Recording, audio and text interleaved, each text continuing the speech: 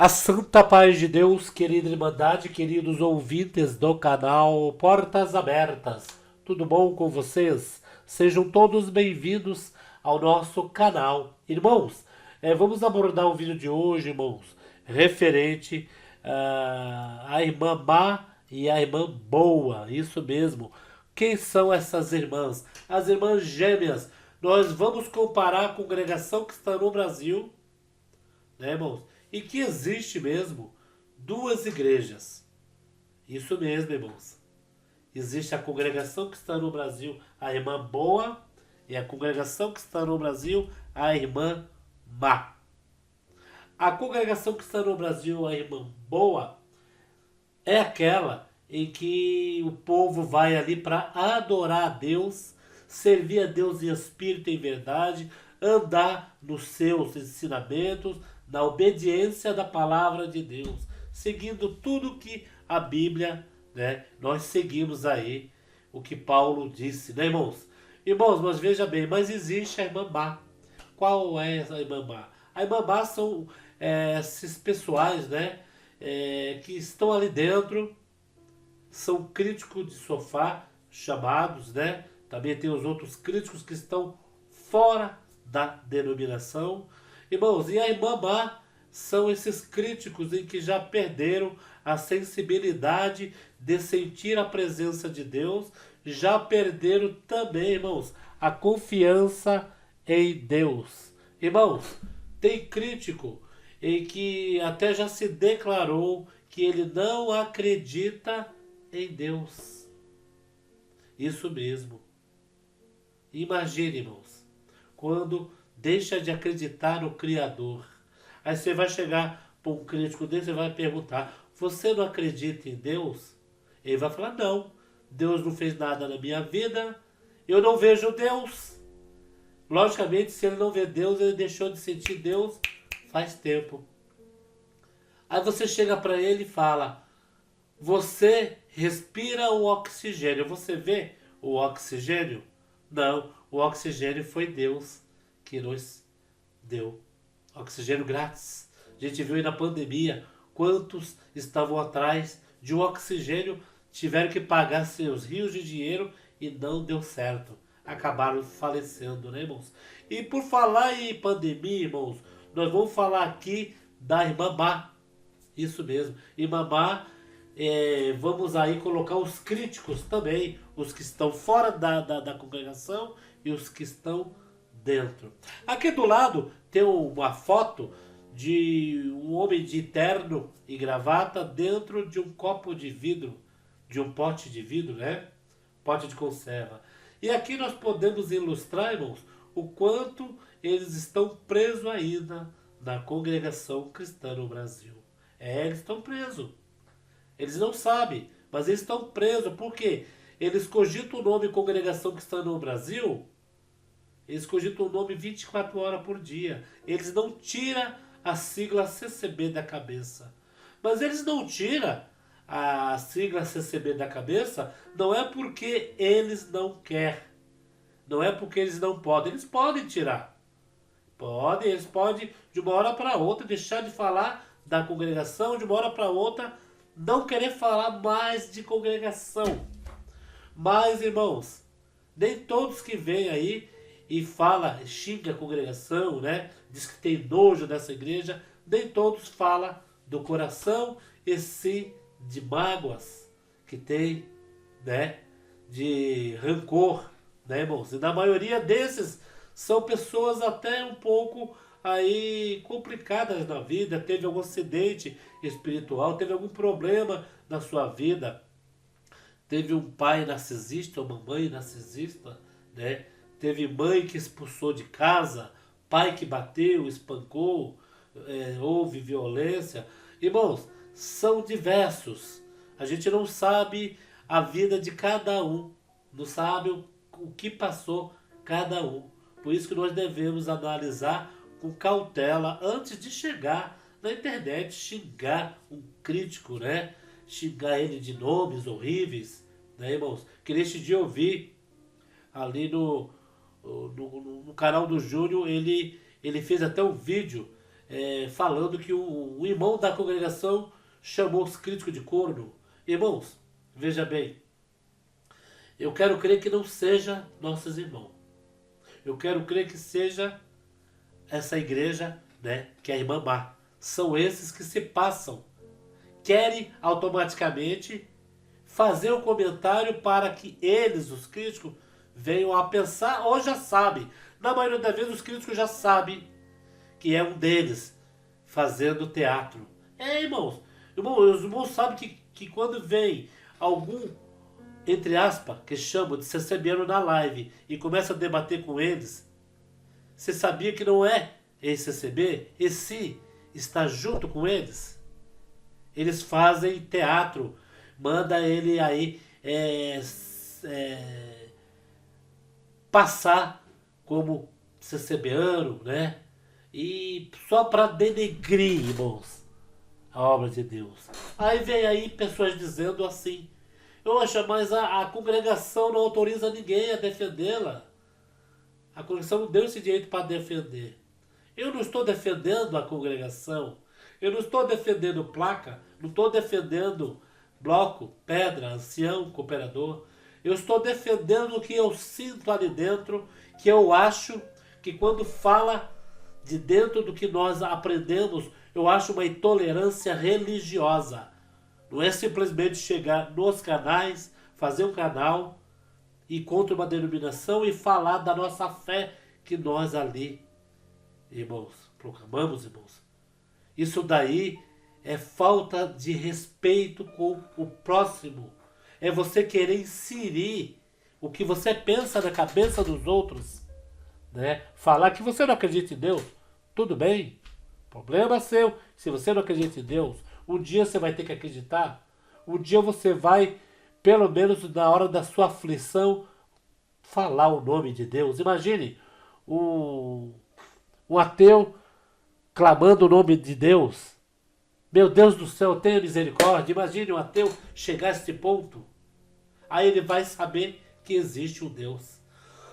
Irmãos, e nós vamos falar, teve uma pessoa aí, um ex, vamos dizer, cooperador, diácono, porteiro, não sei. É um ex-CCB, entre aspas, que foi num desses canais críticos aí, né, não me passa pela memória, são tantos falando mal ao mesmo tempo, e ele falou uma parte em que, olha só, irmãos, comparou o Rio Grande do Sul com a pandemia. Disse que depois desse alagamento no Rio Grande do Sul, os irmãos que passaram por isso tudo vai largar a congregação, vai deixar Deus, porque Deus não livrou eles. Mas peraí. Mas por que eles têm que reclamar se o que estava ao lado da casa dele podia ser católico, podia ser do candomblé, podia ser de qualquer religião, passou a mesma coisa? Aí é onde está quando vocês críticos chegam e falam, o povo da congregação é exclusivista, só eles acham que vão para o céu, só eles acham que não acontece nada com eles, né? Aí é onde está, vocês estão caindo na mesma arapuca que estão fazendo.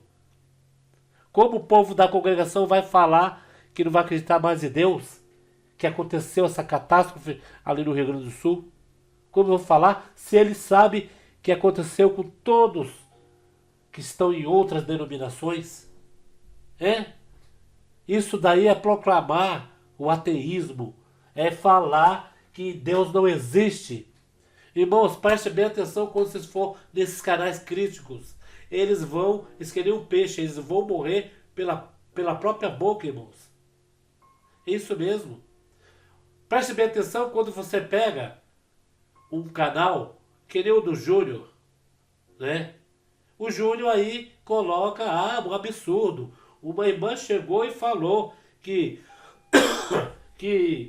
olha, aconteceu isso com o irmão lá, vamos supor, um cooperador, fez algo que desabonasse sua conduta de crente, que desabonasse sua conduta de líder, e saiu da congregação.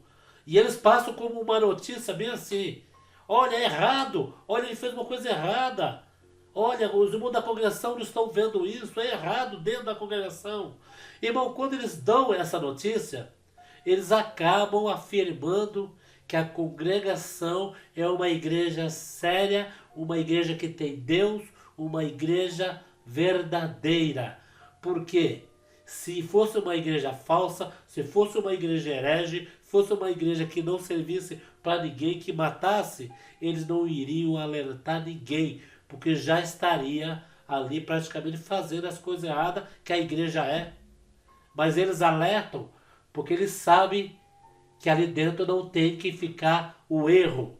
E se eles confirmam que houve o erro, e houve mesmo o erro, irmãos, tem que sair, tem que pedir para sair, tem que ser sentado, tem que ir, sabe, para o banco da misericórdia. Aí quando vai para o banco da misericórdia, eles chegam aqui e falam, ó, mandou para o banco da misericórdia, não deu perdão, deixou vários tempos aí sentado. Aí eles invertem o caso. Vocês estão entendendo? Mas eles queriam peixe. Eles vão morrer pela própria boca. Que eles acabam entrando em contradição. Na realidade, são críticos aí, que são ateus. Deixou de acreditar em Deus. E a pessoa, quando deixa de acreditar em Deus, está vulnerável a espíritos imundos. Né, irmãos? Mas veja bem. Então foi numa live de um crítico desse que o ex-CCB disse que o povo, depois dessa parte que teve ali no Rio Grande do Sul, dessa enchente, muitos irão deixar a congregação. Irmãos, pode acontecer uma parte lá no Japão, lá do outro lado do mundo. Eles vão associar a congregação do mesmo jeito. Né, irmãos? Pode cair um presidente, subir outro presidente. Eles vão falar da congregação, eles vão usar todos os argumentos. Desta vez eles arrumaram o argumento da dor de nossos irmãos ali do Rio Grande do Sul. De nossos irmãos, que eu digo, não só da congregação, nossos irmãos ali, gaúchos, irmãos, que estão ali até agora juntando os cacos e com a força de Deus vão reconstruir suas casas, irmãos. Então, aqui falamos a irmã Mar, são essa irmã Mar. Irmãos, tome cuidado com essa irmã Mar, tome cuidado. A cada dia, essa irmã Mar, né, está tendo muitos gêmeos, né, está tendo muitos filhos gêmeos, está proliferando, irmãos. Tome cuidado. A Bíblia está sendo arrancada das nossas mãos. Não literalmente, mas a palavra de Deus, eles querem a todo preço arrancar da sua mão, a revelação arrancar da sua mão e colocar esse estudo bíblico sendo pregado nas igrejas, um estudo medíocre, irmãos, que para Deus é esterco. Por que para Deus é esterco? Porque Deus dá a revelação vinda dos céus. Não precisa o homem estudar para pregar para o próprio homem. O que ele tem simplesmente é ler as escrituras, tem que ficar na comunhão, sendo na congregação, e a revelação de Deus recai sobre ele. Né? E tem uma outra parte que perguntar para nós encerrar essa parte da Imamá. Essa parte da Imamá, irmãos, veja bem, esses profetas que vocês estão vendo aí, são tudo profetas em que quando se vira profeta para profetizar na casa dos outros, são tudo profeta na mira do ministério. São tudo profetas sem liberdade. Isto. Porque eles não conseguem ministério, o que eles fazem? Saem fazendo profecias, fazendo coisas erradas. Errado em que tipo? Pregando coisas que não vão acontecer. Prometendo, dando profetadas. E ainda levando o nome da congregação no peito. E muitos acham, é da congregação. Não, irmãos. O ministério, a igreja, os irmãos do ministério já, quando vê um desses fazendo tal coisa, vai lá e corta. Fala, tu vai perder a liberdade se continuar fazendo esse tipo de coisa. Que a verdadeira, irmãos, profecia vem do púlpito. Eu não estou dizendo que Deus não mostra para um, não mostra para outro, para ir atender e ali orar com nossos irmãos. Né? Tem um grupo de visita, mas profeta não existe. Se tiver profeta, ele está querendo pegar a segunda via, que é não teve ministério e quer ter ministério na marra, fazendo aí profecias que não acontecem e denegrindo a obra de Deus. Agora, a igreja boa são aquelas que vamos servir a Deus, trazer felicidade para a nossa querida Irmandade e o prazer de estar dentro da casa do Senhor, tocando o instrumento, irmãos, louvando a Deus. Não somos pagos, nem músico, nem cooperador, nem diácono, nem ancião, não tem salário, não cobramos dízimo. Os instrumentos compramos com o próprio dinheiro nosso. Deus prepara o irmão de vida, bem de vida para dar o instrumento, mostra, o irmão vai lá e dá. O encarregado mostra a situação de um jovenzinho que não tem condições, Deus prepara. Meus irmãos, faz tempo, eu estou 45 anos dentro da congregação servindo a Deus. Nunca me faltou nada desta parte também. Então, esta é a irmã boa. São os irmãos amorosos, os irmãos carinhosos, os irmãos em que, quando você chega na casa deles, tem aquele amor, chama para orar, chama para visitar, né? Às vezes, até alguém chega, fala de você, né? Fica falando de você, te julgando, e este irmão, que é da igreja boa, que é da irmã gêmea boa, fala, não, vou lá visitar ele, vou tomar um café com ele, vamos orar e Deus vai tomar todos os caminhos. Esta é a igreja boa. Infelizmente, essa congregação que está no Brasil era boa, tinha aquela fatia. Só com o aumento da iniquidade, o aumento das redes sociais, internet, foi se fazendo, se levantando dentro de uma igreja, a igreja boa e amar. Amar é o outro povo que não quer servir a Deus, é o outro povo que está ali só para atrapalhar. E a boa é a que são perseguidas hoje em dia. O que vocês acham a este respeito, queridos? Deixe aqui seus comentários e preste bem atenção. Cuidado com as redes sociais. Cuidado com teologia da progressão, teologia do predestinamento, teologia em que eles falam que já está salvos. Cuidado com este povo, irmãos. Vamos servir a Deus a cada dia, a cada momento. Nós tivemos aí na pandemia um longo tempo em que a população gemeu, pediu clemência para Deus. E Deus deu essa trégua. E nós vimos aí as igrejas todas fechadas e agora vai voltar, né, irmãos? Irmãos, eu vou deixar aí com nossos irmãos, veja bem, um pedacinho de 2 sonhos que uma irmã me enviou. Eu vou deixar os sonhos no final do vídeo para que todo mundo ouça e aí analise, interaja, né, irmãos? Vamos ver se vocês decidem esses 2 sonhos que essa irmã teve, tá bom? Fiquem todos na santa paz de Deus e no grato amor de Cristo Jesus. A paz de Deus, irmão Paulo, e a toda querida Irmandade. Então, a primeira revelação é que, assim, eu ouvi a voz de uma moça, pela voz, assim, parecia a voz de uma moça, que falava, assim, primeira revelação sobre a dengue, né? Ela falava, assim, que a dengue ia tomar uma tal proporção que não ia ter mais vacina. Diz que não ia ter mais vacina, não, para tanta gente que ia contrair essa dengue, né? E realmente a gente vê aí só tem vacina para as crianças, né? E para os idosos, ainda não tem mesmo para todos. E ela falava que não ia ter, não, que ia ser muita, mas muita gente mesmo com dengue, que não ia ter nem vacina mais, não ia ter mais vacina. Aí eu ouvi isso e despertei assustada, porque o número de mortes, né? O número de casos vem aumentando, né? E assim, mortes também. Então aí eu falei, eu vou passar pro irmão. Essa é a primeira revelação. A outra revelação, irmão, é sobre as coisas que vem acontecendo, né? A natureza, né? O Senhor mandando enchentes, essa aí que teve no Rio Grande do Sul, né? Terrível. E as coisas que vem acontecendo nos outros países, né? Que o irmão citou aí, mostrou do México, né? Estados Unidos, né?